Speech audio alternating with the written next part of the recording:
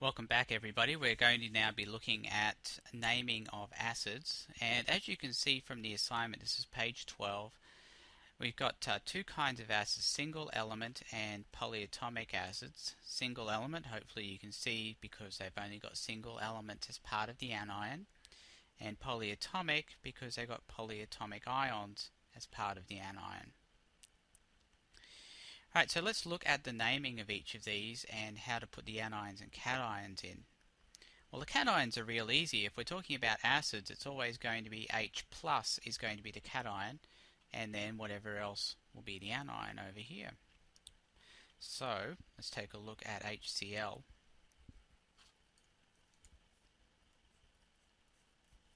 HCl is named hydrochloric acid.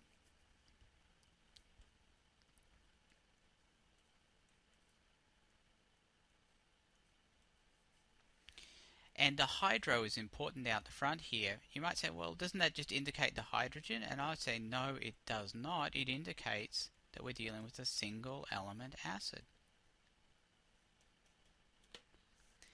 What indicates the H? Sorry, what indicates the H? How do we know? Well, we'll take a look at the acid. See, the acid is indicating we've got H here. And if we were to figure out the anion and cation, the cation would be H plus, the anion will be Cl minus, and again, notice how they match, -1 and +1. That's good. Alright, so let's take a look at the other kind of acid, and that's the polyatomic ion acid.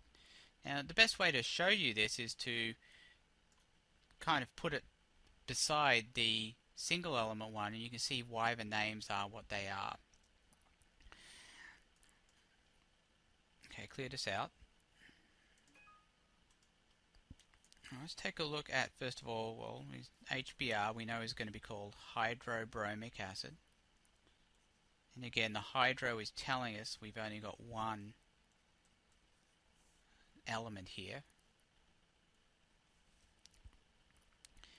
Let's look at this one, HBrO3. Oh, wow. This one's called bromic acid.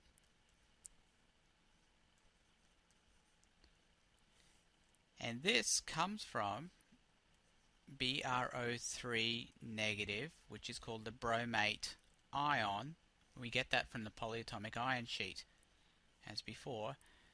And, of course, the cation would be H plus here.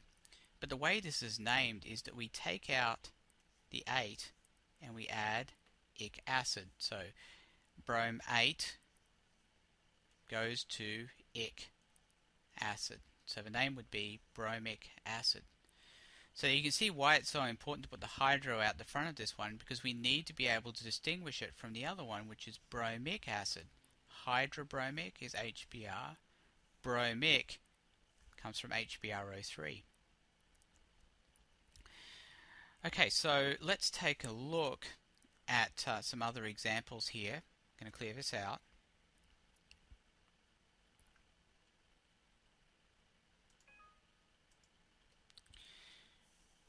There's two distinct sets of rules here that go with naming of polyatomic acids. If we've got H and O3, well, let's see, that's NO3. That comes from NO3 minus, which is nitrate, again from the polyatomic ion sheet.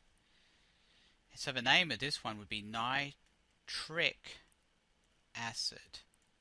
Again, chop out the 8 and add in ic acid on the end.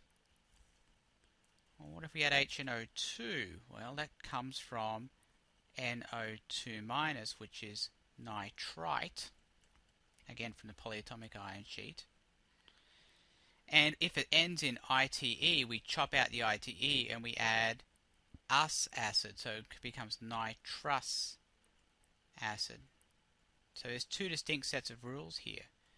8 goes to ic acid,